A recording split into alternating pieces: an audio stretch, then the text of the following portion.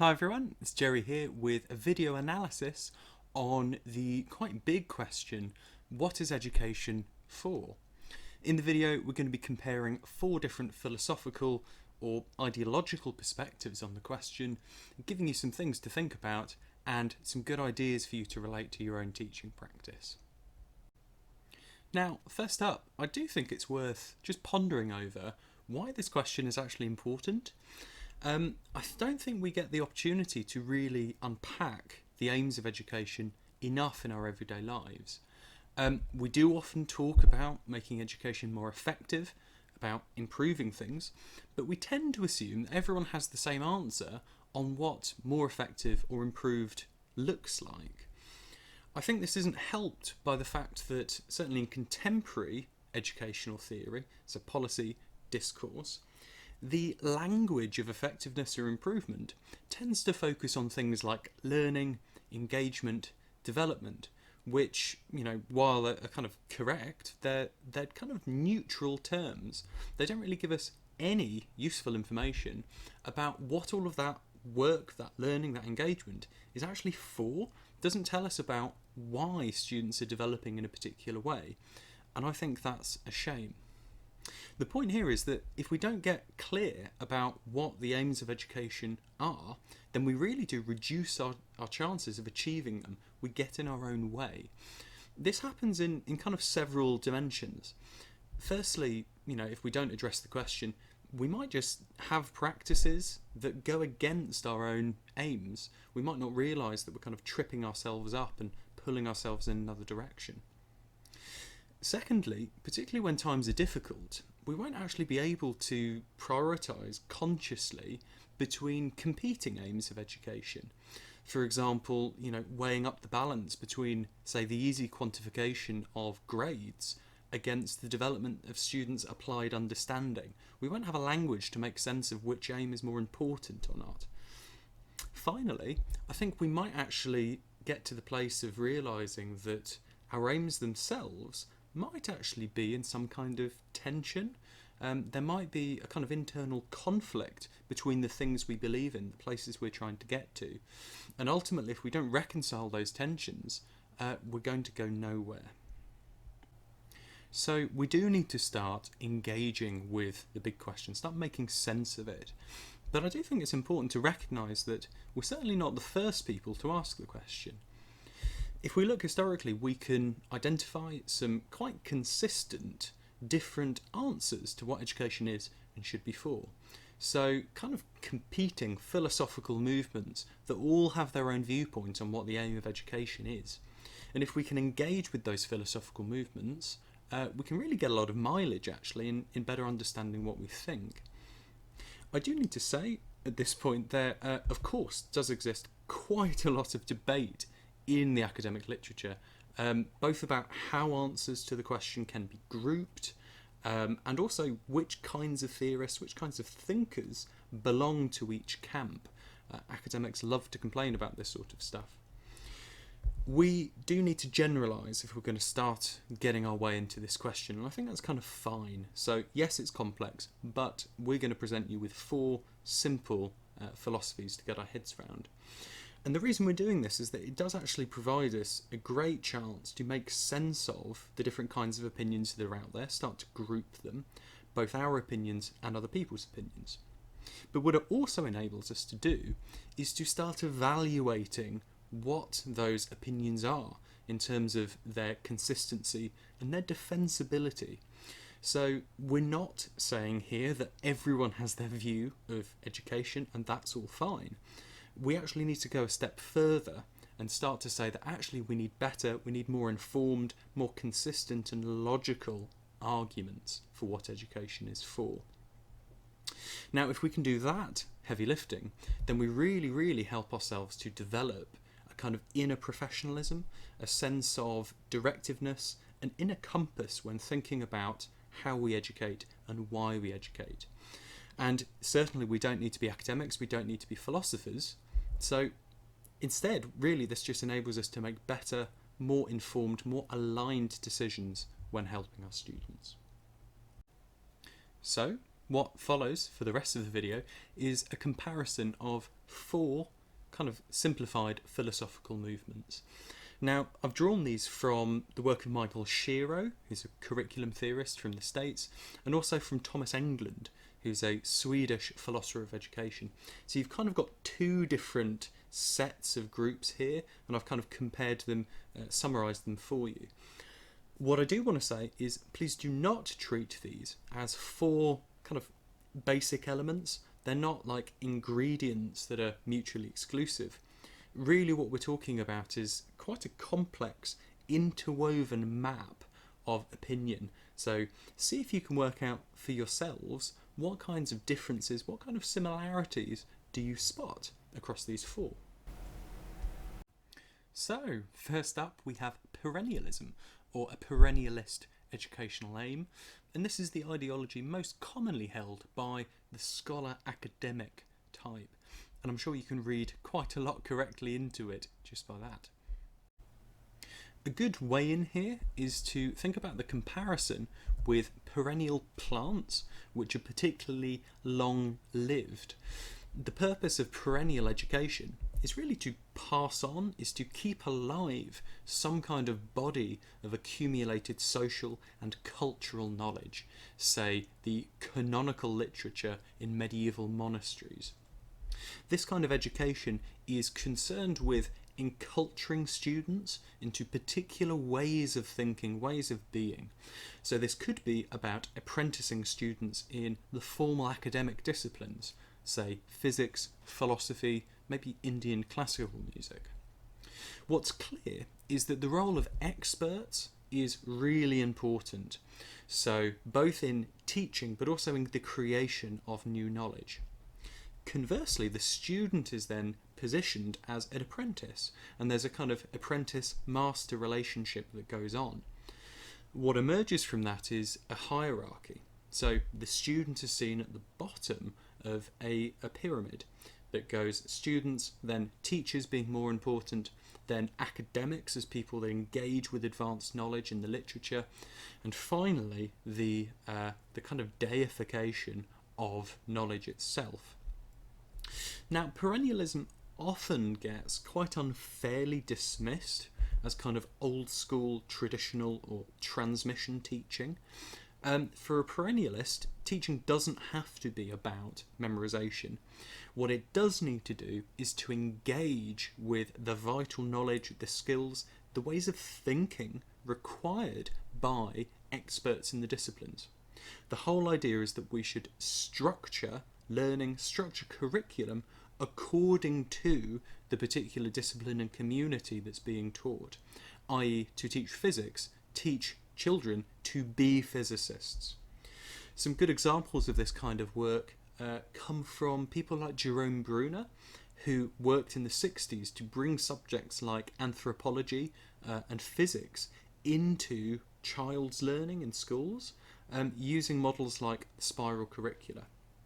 You might also think of musical conservatoires, or perhaps comparisons with the traditional hard subjects in higher education.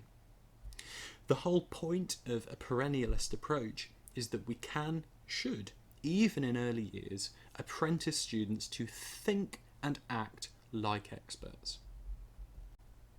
Next up, we have the philosophy of essentialism, or an essentialist educational aim, which is often concerned with social efficiency.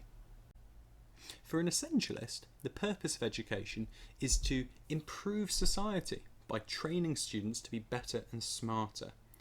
Here, education is essential for social ends, rather than having intrinsic value.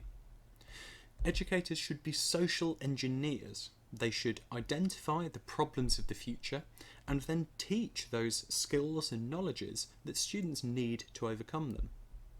We might look to the future and think, we need scientists. Well, then education should train scientists to fix those problems. However, in most accounts, the problems become economic problems. We help students to become more skilled and adept economic agents to find better jobs. And here education becomes about increasing the country's economic prosperity. quite like perennialism, here the student is often seen as a blank slate, or a vessel just waiting to be filled up with the correct tools, concepts and procedures for their use in the future. Education for an essentialist should follow an industrial model. Students are raw resources, the curriculum is a factory to produce them, teachers are factory workers who implement the curriculum. It is only leaders in politics and policy makers who direct, who manage the process itself. Franklin Bobbitt, who was one of the originators of curriculum development in the early 20th century, actually drew directly from Fordist theory of factory managerialism and uses these analogies of the factory floor when talking about curriculum. In more current times, we have examples like quality assurance procedures, which are directly managerial and factorial, and even the notion of a national curriculum itself is essentialist. It follows the line of thinking that we can improve all society by training our students in the right things. This is often exercised through centralised educational control. Thirdly, we have the humanist agenda. A humanist educator is concerned with the person and puts them at the centre. For the humanist, all human beings have a natural propensity for growth, learning and exploration. Indeed, being a human is to be engaged continuously in a journey of learning all the way through our lives. The purpose of education for a humanist is to nurture that individual and quite human flourishing. It's about potential centred on the person and not the subject or on society. The conception of education here is broad, it's holistic. It's not just concerned with technical or subject-specific skills or knowledge, but it's concerned with artistic, personal and spiritual development, all attending to the person. For a humanist, individuals all have different needs, strengths and interests, and education should account for those, it shouldn't ignore them. The point is that if we attend to the needs and interests of students now, then they will grow and develop naturally for the future in a more powerful way than trying to reverse engineer what their futures should be. In this kind of a model, autonomy and choice are of central importance. The autonomy and choice of students should be respected and nurtured pretty much above all. Here, students are positioned as learners, teachers are positioned as facilitators, both engaged as people in a holistic and mutually respectful and supportive process in exchanging learning. While often identifying as progressive and new forms of education, humanism actually has a long legacy. Even back to thinkers like Jean-Jacques Rousseau and to the earliest examples of medieval universities, there were humanist agendas at play. In more modern times, you have people like Maria Montessori, you may have heard of Montessori schools, or Summerhill schools, Steiner schools, etc. You might also consider the more soft subjects, the artistic humanist subjects in higher education often follow these lines as well. The crux here is that for a humanist educator, we must attend to the whole person and utilise their natural human curiosity and autonomy. Lastly, we have the aims of Reconstructionism, often adopted by practitioners of critical pedagogy. For a proponent of Reconstructionism, the purpose of education is to address deep issues in society right now and not leave them till later. They would look to the ways that society is wrong in some way, broken, looking at inequalities, oppression, poverty, ecological collapse, etc. Education here must not simply teach skills to address them later, we must address them directly. Here, students are seen as members of society. They're not, waiting to be born into the world. They are part of the world with the same rights to know, to participate in current democratic struggles. But students also do not fully know about those struggles or how to fix them. For a critical pedagogue, they would see education as typically oppressing students, failing to engage them in their own humanity. Therefore, both curriculum and pedagogy in Reconstructionism should promote critical thinking, democratic discussion, and collective action. It must directly address social issues and teach students about the ways in which the world is broken. This does lead to a common, perhaps unfair, critique that this kind of education is a form of Marxist or leftist brainwashing. However, far from brainwashing, a Reconstructionist would see their education as liberating, as allowing students to think and act for themselves in a critical way, and not in deference to some form of external authority. People like Paulo Freire worked with marginalised populations in his home country of Brazil, leading a literacy programme that explicitly addressed forms of social injustice. Also, you can see Erin Gunwell's work in the book Freedom Fighters, where she used poetry as a form of humanising work to give voice to people in inner city schools in the United States. For a Reconstructionist, education should liberate students and help them to change society. To close this off, I'd like to offer you one closing perspective, a means of comparing those four philosophical positions we've just seen. If you were to think about the recent disruptions in higher education that have come from lockdown as a response to COVID-19, we might ask ourselves what might be the main concerns of educators from each of those four groups. This can be useful in just thinking through what is the priority of those ideologies. For the perennialist or scholar academic, they might be concerned with how distant learning, online learning, can still adequately prepare students for their disciplines. They might also be concerned with how research and practice in those disciplines can still take place authentically during lockdown.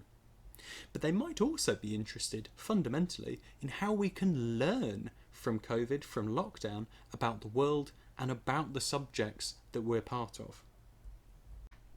The essentialist, concerned with social efficiency, might be concerned with predicting what the post-lockdown world will look like, thinking about how a curriculum or program's learning objectives are suitable, thinking about how we can change the curriculum to ensure that students are still career ready or ready to help with problems in the future.